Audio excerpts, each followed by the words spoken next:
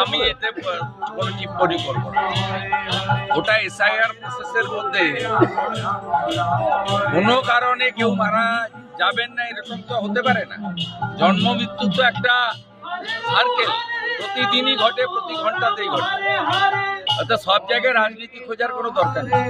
যে মানুষটা হিয়ারিং করতে গিয়ে হিয়ারিংয়ে অ্যাপিয়ারেন্স করতে গিয়ে যে বৃদ্ধা মানুষ এই কনকনে শীতেতে এত হিয়ারিং ভেন্যুগুলো দূরে আমাদের যে ডেলিগেশন যায়, আমরা বলেছি যে হিয়ারিং যেখানে করছেন সেটাকে একটু কাছে ধারে আনতে হবে, ভোটারের কাছে ধারে আনতে হবে, তাহলে ওরা পৌঁছতে পারবে।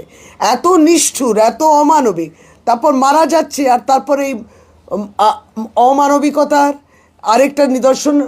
কোনো এদের স্পর্শই করে না, এদের মধ্যে কোনো আর ইমোশন নেই। আপনি ভাবুন কতটা জিনিসটা পরস্পর বিরোধী।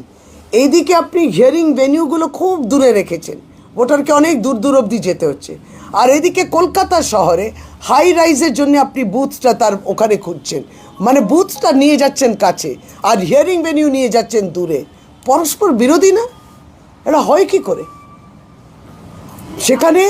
সেখানে তারপর রাজনৈতিক নেতারা যদি ভারতীয় জনতা পার্টির প্রত্যেকটি নেতৃত্ব একটা ভ্যারাইটি, সেখানে শুভেন্দু অধিকারী যদি এইটা বলে থাকেন, সিরিয়াসলি আমি বলছি যে নিশ্চয়ই এত নিষ্ঠুর, কিংবা এই দিকটা হয়তো আমরা তখন বুঝতে পারিনি।